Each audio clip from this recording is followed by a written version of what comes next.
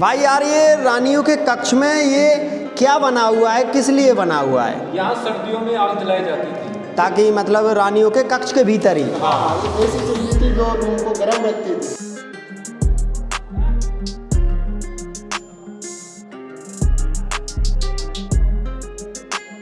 तो hey guys, आज आपको दिखाने वाले हैं जयपुर का एक ऐसा किला जिसमें राजा अपनी 12 रानियों के साथ रहा करते थे, जिसका नाम है नाहरगढ़ फोर्ट। नाहरगढ़ फोर्ट जो कि राजस्थान के जयपुर में ऐसी जगह पर बना हुआ है जहां से आप पूरा जयपुर शहर देख सकते हो, और बहुत ऊंची पहाड़ी पर ये बना हुआ है। यहाँ से हम लोगों ने पर पर्सन का 100 रुपये का टिकट लिया और आगे बढ़ते चले जा रहे हैं। ये कुछ म्यूजियम वगैरह हैं जहाँ पर अगर आप अंदर जा कर के कुछ देखना चाहोगे ना तो और अलग से टिकट आपको लेना पड़ेगा। नाहरगढ़ किला जो कि राजा चांद सिंह के लिए जाना जाता है और अन्य राजाओं के लिए, ये अपनी 12 रानियों के वहाँ अपार्टमेंट बने हुए, 12 रानियाँ एक राजा वहाँ रहते थे। और ये देखो राजा महाराजाओं के टाइम का शाही रथ जो यहाँ रखा हुआ है, और यहाँ से जाएंगे हम सीधे उस महल, उस किले को देखने के लिए जो भाई सदियों पुराना है पर आज भी पुराना नहीं हुआ। दोस्तों जस्ट सामने नाहरगढ़ किला है, लेकिन उसके नीचे यहाँ पर आपको वाटर हार्वेस्टिंग सिस्टम दिखा रहे हैं जो उस समय बरसात के पानी को फिल्टर करके साफ़ करके पीने में उपयोग लिया जाता था। कैसे क्या कुछ सारा होता था वो चीज़ आपको दिखा रहे हैं। यहाँ से मैं आपको दिखा रहा हूँ पहले इस गहराई वाली इस बावड़ी की तरफ। ये देखिए, यहाँ से बावड़ी को देखते हुए हम आपको यहाँ से दिखा दें कि इसमें बरसात का पानी इकट्ठा होता है और इसमें जगह जगह आपको सीढ़ियाँ दिखाई दे रही होंगी। ये सीढ़ियाँ इसलिए बनाई जाती थी कि बरसात का पानी यहाँ इकट्ठा होता था तो इन पर जो भी इसकी बालू वगैरह होती थी ना वो इन पर रह जाती थी और वहाँ की पानी पूरा साफ़ हो जाता था। लेकिन उसके पहले पानी जहाँ से भी आता था ना वहीं से बालू को रोकना शुरू कर दिया जाता था। यहाँ आप अगर देखोगे तो ये एक कुंड है और इस कुंड में भी पानी साफ़ ही होकर जाता था। इन सभी नालियों से यहाँ तक मैं आपको पूरा वाटर हार्वेस्टिंग सिस्टम दिखा रहा हूँ। ये यहाँ से देख लीजिए, जहाँ से पानी जाना शुरू होता है, इसके अंदर तो नहीं जा सकते, ये किले के ऊपर से जो पानी आता है तो जगह जगह थोड़ी थोड़ी ऊंचाई कर दी जाती है, जिससे वाटर हार्वेस्टिंग सिस्टम यानी कि पानी जगह जगह जब रुकेगा तो फिर उसके साथ जो मलमा होगा ना वो भी वहीं ठहर जाएगा। इस प्रकार से पानी को साफ़ करने की सुविधा उस समय यहाँ की गई थी। अब हम किले की तरफ ही बढ़ रहे हैं। ये सामने जो है ना इसे बोलते हैं माधवेंद्र भवन, और इसी में राजा अपनी 12 रानियों के साथ रहा करते थे। बाहर से ऐसा दिखाई पड़ता है, अंदर से कैसा दिखाई पड़ता है वो देख करके अंदर पहुंच करके बताएंगे। हर एक जगह आप देख लीजिए तो खिड़की लगी हुई है उसी टाइम की, और इन खिड़कियों के भीतर ही राजाओं की रानियां रहा करती थी।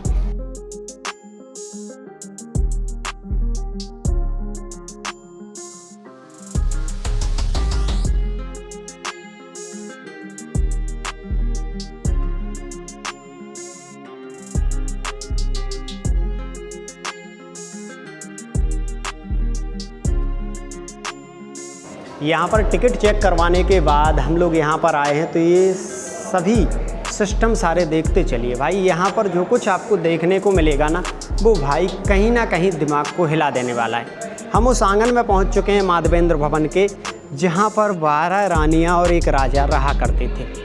अब आपको ये चीज़ समझाने के लिए हमें थोड़ा सा वक्त चाहिए कि कैसे 12 रानियाँ और एक राजा कनेक्टेड रहते थे। मैं आपको यहाँ से दिखाने की कोशिश कर रहा हूँ। सामने वाला वो हिस्सा देख लीजिए और इस तरफ वाला हिस्सा देख लीजिए। आसपास की जितनी भी खिड़कियां दिखाई दे रही हैं ये रानियों के कक्षों से यानी उनके महलों की खिड़कियां हैं, और जब राजा यहां से निकलते होंगे ना तो रानियां हर एक खिड़की से देख ही करती होंगी, झांका करती होंगी। हम किसी एक रानी के महल में चलते हैं और देख लेते हैं कि कैसा क्या कुछ बना है। वैसे ये जितने भी हैं ना सब बिल्कुल एक जैसे बने हुए, किसी में कोई विशेष डिफरेंट नहीं है। तो यहाँ से चलते हैं भीतर अपन, और ऐसा दरवाज़ा है, सिर्फ ये रानियों के रहने के लिए बनाए गए थे। तो इस तरफ भी एक छोटा सा कक्ष है और ये ऐसी बनावट है। ये आंगन है, हर एक रानी के महल में इतना छोटा सा आंगन आपको दिखेगा। आंगन के पास में कुछ ऐसी ज़रूरतों के दासियों के रहने के लिए कक्ष हैं, और ये छत पर जाने के लिए है। छत जो कि एक ही मंजिलीय महल बना हुआ है। बरसात का पानी जो होता था ना, यहाँ से सीधा पहुँच जाया करता था उस बावड़ी में। दूसरी चीज़ मैं आपको यहाँ से पूरा ये दिखा रहा हूँ इसलिए ताकि आप समझ सको कि एक रानी का महल कैसा होता था। इसके अंदर हम जा रहे हैं तो शायद हम लोग पहुँच रहे हैं उस जगह जहाँ से रानियाँ मतलब शौचालय वगैरह यहाँ उनके बने हुए हैं। अभी थोड़ा रोशनी का अभाव है इसलिए दिख नहीं रहे हैं। यहाँ पर राजा हर एक सुख सुविधा हर एक रानी को देते थे। आप देख लीजिए, इस पूरे भवन को देखा तो समझ लीजिए कि पूरा ये माधवेंद्र भवन देखा। ये दासियों के लिए होता था, किचन इसको बोलते हैं। यहाँ पर किचन था, यहाँ से जो गैस होती थी ना, धुआं वगैरह किचन का, वो निकल जाया करता था। हॉल है यहाँ पर ऊपर। दूसरी चीज़ मैं आपको और कुछ दिखाना चाहता हूँ साथ में। इस तरफ वाला अगर आप देखोगे तो यहाँ पर भी ऐसे गेट लगे हुए हैं और ये दासी के रहने के लिए होता था और कुछ ज़रूरत का सामान यहाँ रखा रहता था। अब इसके बाद अगर मैं आपको सीधा रानी के कक्षों में ले चलूँ तो आप देख लीजिए, ऐसे रानियों के कक्ष हैं, सुंदर चित्रण हैं और ये पिलर प्रिंटेड हैं सारे, और ऊपर छत पर भी झूमर वगैरह लगी रहती थी। इन दोनों तरफ के कक्षों को देख लीजिए, जो कक्ष किसी प्रयोजन से बनाए गए हैं, बहुत ज़बरदस्त हैं कुछ इस तरीके से। अब हम इस कक्ष से इस तरफ एंट्री कर सकते हैं और यहाँ से ये जो खिड़कियाँ हैं ना, यहाँ से रानियाँ बाहर से जब राजा आते थे ना, हर एक रानियाँ उन्हें देख लेती थी। सारा कुछ ऐसा ही बना हुआ है, बहुत सुंदर चित्रकारी से कलर बने हुए हैं और ये देखिए फूल पत्तियों से क्या गजब चित्रण किया गया है। ये रानी का मुख्य बैठने का था। राजा के साथ रानी यहीं पर उनका ये बेडरूम है, मतलब समय बिताया करती थी। और गर्मियों के दिनों में यहाँ ये खिड़कियों से हवा आती थी और अगर ठंड हो तो ठंडी में क्या होता था, अलाव जलाई जाती थी। यहाँ पर अलाव जलाई जाती थी, सीधा धुआं, ये दीवार खोखली है, सीधा धुआं छत पर निकलता था। तो सर्दियों के दिनों में यहाँ पर आग जलाने की व्यवस्था भी की गई थी। मतलब जो राजा चांद सिंह थे उन्होंने वो सुविधाएं करा रखी थी कि भाई आज भी इनमें रहने लायक है। ये सारी सुविधा, लैट्रिन, बाथरूम, किचन, सारी सुविधाएं यहाँ पर की गई थी। और यहाँ पर आप अगर देखोगे तो रानियों के गहने, ज्वेलरी वगैरह रखने के लिए ये व्यवस्था की गई थी। ये 3 अलमीरा भी बनी हुई हैं। बाकी ये किस तरीके से सूरज की रोशनी यहाँ तक आए इसके लिए कांच लगाए गए हैं और प्रिंटेड ये पूरा कमरा है। कितना ज़बरदस्त तरीके से इसे प्रिंट किया गया है भाई साहब, ये देख लीजिए आप। हर तरफ इसके दरवाजे बने हुए हैं और ये पूरा, मतलब उस समय और भी सामान रहा होगा, ये पूरा बहुत ज़बरदस्त तरीके से बना हुआ है। दासियों के लिए भी कक्ष बनाए गए थे क्योंकि रानियाँ कोई काम करती नहीं थी, दासियों को करना पड़ता था। और ये उस समय का लॉकर रहा होगा, आज तो बंद है। और ये खिड़कियाँ, मतलब दासियाँ भी खिड़कियों से झांक सकती थी बाहर के लिए कि बाहर क्या हो रहा है। तो ये पूरा एक रानी का महल है। मतलब ऐसे टोटल 12 महल यहाँ पर बने हुए, जैसे जिस महल में अपन है ना, ऐसे 12 महल बने हुए हैं, बिल्कुल एक जैसे, रत्ती मार्ग का फर्क नहीं है किसी भी महल में। सारे महल बिल्कुल एक जैसे। इतना छोटा सा आंगन, खुला हुआ छत, ऊपर केवल छज्जियाँ बनी हुई हैं, दूसरे मंजिल पर महल नहीं है और यहीं पर राजा रहा करते थे। तो हर एक रानी का ऐसा ही है। मैं थोड़ा छत पर चलकर भी आपको दिखा दूं कि छत कैसा क्या है। तो ये छत के लिए सीढ़ियाँ गई हुई हैं और सीढ़ियों के माध्यम से हम छत पर जब जा रहे हैं तो भाई साहब आपको छत का भी वो हिस्सा दिखाने का काम करेंगे जहाँ से कभी राजा महाराजा भी छतों पर जाया करते थे। ये देखिए, यहाँ छत पर हम जा रहे हैं तो एक चीज़ आपको मैं ख़ास दिखाऊंगा। ये देखिए, छत पर जो भी बारिश का पानी आता था वो यहाँ आता था, यहाँ से सीधा बाहर उस बावड़ी में पहुँचता था और ये रोशनी के लिए आंगन में खुला हुआ रखा गया था। छत पर कैसा क्या है ये देख लीजिए। एक गलियारा बना हुआ है। ये गलियारा आम लोगों के लिए, सैनिकों के लिए, सबके लिए है। लेकिन अगर इस तरफ वाला ये गलियारा देखोगे आप तो इस गलियारे से सिर्फ राजा आते थे। ये खिड़कियाँ बनी हुई हैं ताकि महल के बीच आंगन में क्या प्रतिक्रिया हो रही है वो देख सकें। ये जो सीक्रेट गलियारा आप देख रहे हो, इस गलियारे में सिर्फ राजा महाराजा चलते थे। क्यों चलते थे? राजा किस रानी के पास जाना चाहते थे ये किसी को बताते नहीं थे। जिस भी रानी के पास वो जाना चाहते थे तो हर एक गलियारे के पास ऐसे दरवाजे खुले हुए थे।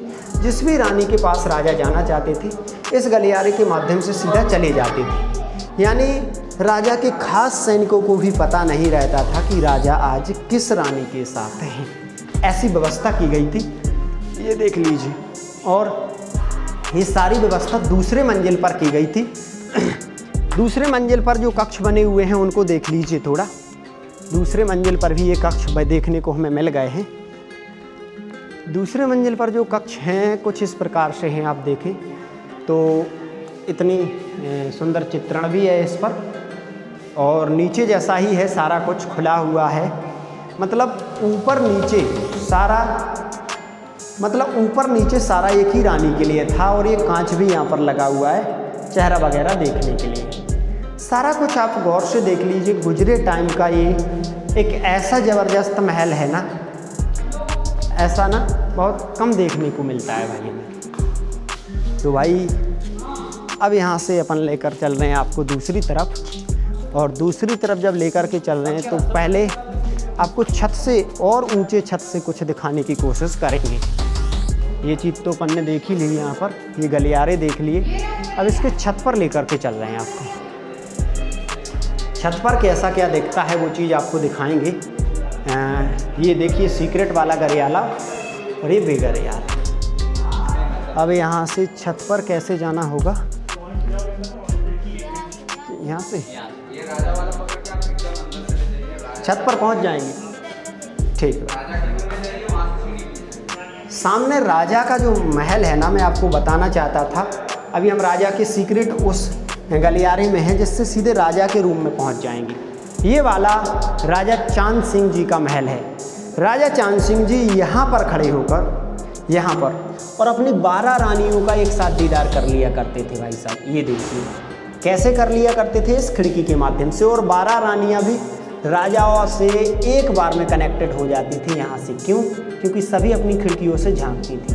तो ऐसा सिस्टम बनाया गया था राजा चांद सिंह जी के द्वारा। और ये राजा चांद सिंह जी के सीक्रेट कक्ष जो आज बंद हैं और ये खास उनका महल है। मतलब राजा चांद सिंह की 12 रानियाँ और राजा चांद सिंह जी यहाँ रहा करते थे। टोटल सुंदरता देख लीजिए। और भाई कैसे कैसे मिरर लगे हुए हैं, क्या कुछ यहाँ पर नहीं हुआ होगा उस समय। मतलब आज अगर ऐसा है तो लगभग 300-400 साल पहले कितना सुंदर होगा। ये देखिए एक तरफ से अभी हम दूसरी तरफ आ गए। आप अगर ध्यान दें तो अभी हम थे उस तरफ, जिस दरवाजे से अभी लोग बाग जा रहे हैं ना, वहाँ से हमने एंट्री की थी। और उस तरफ से हम इस तरफ आ गए, इस गलियारे की मदद से पता भी नहीं चला। और ये गलियारा अगर हम फॉलो करेंगे ना तो और भी आगे निकल जाएंगे। लेकिन हम जा रहे हैं इस तरफ, यहाँ पर। यहाँ से हम छत पर जाने की कोशिश करेंगे ताकि छत से आपको जयपुर का पूरा व्यू दिखा सकें और दिखा सकें कि भाई ऊपर से ये कैसा दिखता है। ये देखिए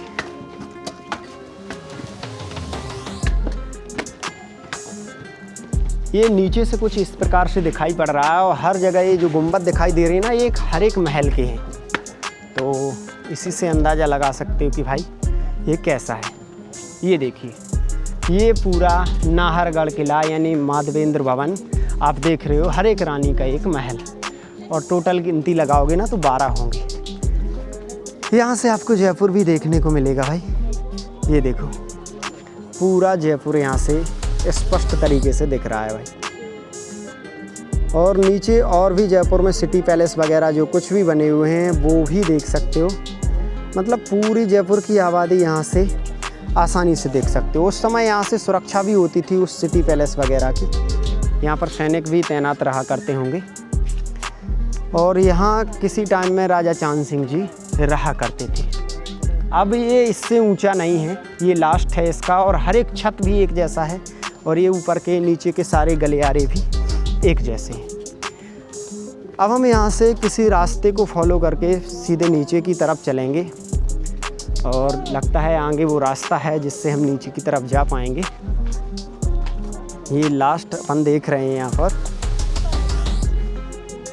किसी ज़माने में क्या जलवा यहाँ पर राजा महाराजाओं का रहा करता होगा, वो चीज़ आप समझ सकते हो आसानी से, क्योंकि यहाँ से देख सकते हो यहाँ से कितनी ऊंचाई पर ये किला बना हुआ है कि बहुत दूर दूर तक का आप स्पष्ट तरीके से देख सकते हो।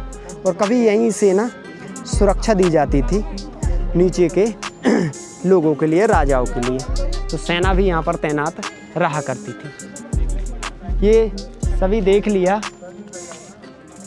ये देख लीजिए भाई, टोटल ये ना जो अभी अपन देख रहे हैं कुछ पुराने टाइम का है और कुछ अभी सुधार किया गया है इसमें।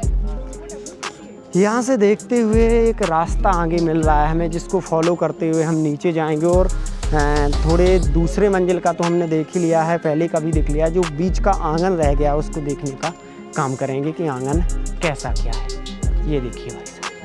दोस्तों यहाँ से अगर आप देखोगे तो दरवाजे को भी देख सकते हो कि दरवाजे से कौन आ रहा है कौन जा रहा है, और यहाँ से सैनिक कुछ समय नज़र भी रखते होंगे। अब हम सीधे फिर से नीचे की तरफ जब बढ़ रहे हैं ना, तो देख लीजिए भाई साहब कि फिर से अब सीधे हम आंगन में पहुँचेंगे। जिन राजाओं ने ये बनवाया और अपनी 12 रानियों के साथ रहे भाई, कमाल किया उन्होंने, क्या ज़बरदस्त चीज़ बनवाई, इसे देख कर के मज़ा आ गया। गजब यार, ये वाकई में तारीफ़ काबिल है, देखने लायक है, और पूरा इतना ज़बरदस्त बना हुआ है कि आज भी करोड़पति लोगों के पास ऐसे भवन नहीं है। ये देखिए, एक छत से जैसे ही आते हो ना तो 4 रास्ते फूटे हुए, एक यहाँ से आता है इस तरफ जाता है, एक यहाँ से आता है इस तरफ जाता है, यानी 12 रानियों के जो महल थे वो एक दूसरे से जुड़े हुए थे, ताकि राजा किसी भी रानी के पास किसी भी समय आ जा सके। ये सब चीज़ देखते रहिए। तो भाई इसी फर्स्ट महल को देखते हुए हम भीतर गए थे और इसी से बाहर निकल रहे हैं। ये चीज़ देख लीजिए।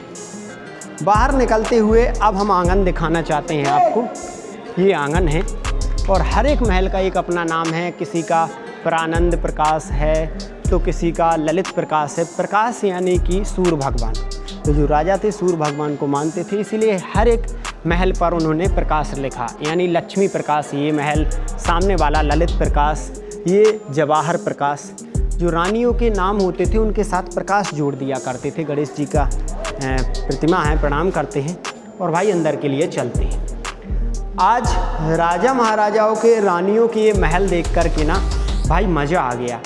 पहली बार देखे, आपको मैंने बोला था ना हर रानी का एक जैसा है, बीचों बीच में पानी जाने के लिए सीधा, कहीं पानी दिखेगा नहीं, सीधा अंदर अंदर चला जाएगा ये अपनी जगह।